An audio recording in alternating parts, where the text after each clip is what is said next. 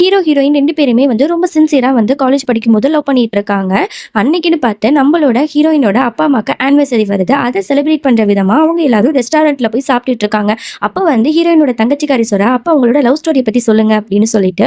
உடனே அவர் சொல்றாரு, "என்ன லவ் ஸ்டோரியா? நாங்க வந்து அரேஞ்ச் மேரேஜ் தாம்மா. இந்த மாரி லவ் பண்ற பசங்கள பார்த்தாலே எனக்கு பிடிக்காது" அப்படின்னு சொல்லிட்டு ஒரு வார்னிங்க வைக்க, இத கேட்ட ஹீரோயினுக்கு பயங்கரமா வந்து கஷ்டமா இருக்கு. ஐய்யயோ! அப்பாக்கு லவ்னா பிடிக்காதா? நம்ம எப்படி இத சொல்றது? அப்படின்னு சொல்லிட்டு ரொம்பவே யோசிச்சுட்டு இருக்கா. அடுத்த நாள் காலேஜுக்கு போறா. அப்ப அவளோட ஃப்ரெண்ட்ஸ் கூட பேசிட்டு இருக்கும்போது ஒரு பையன் அவ தோள் மேல கை போட்டுட்டு இருக்கான். அவனும் அவளோட ஃப்ரெண்டு தான் போல.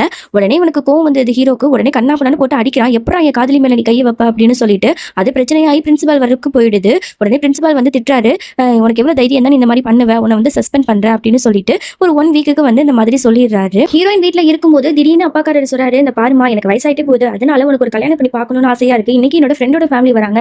அந்த பையனுக்கு உன்ன கல்யாணம் பண்ணி குடுக்க போறேன்னு" சொல்ல, இவளுக்கு அப்படியே வந்து தலையே வெடிக்கிற மாரி இருக்கு. ஐய்யயோ! எப்படி பண்றது அப்படின்னு சொல்லிட்டு பொண்ணு பார்க்கவும் வந்துடுறாங்க. இவளுக்கு என்ன சொல்றதுன்னே தெரியாம முழிச்சிட்டு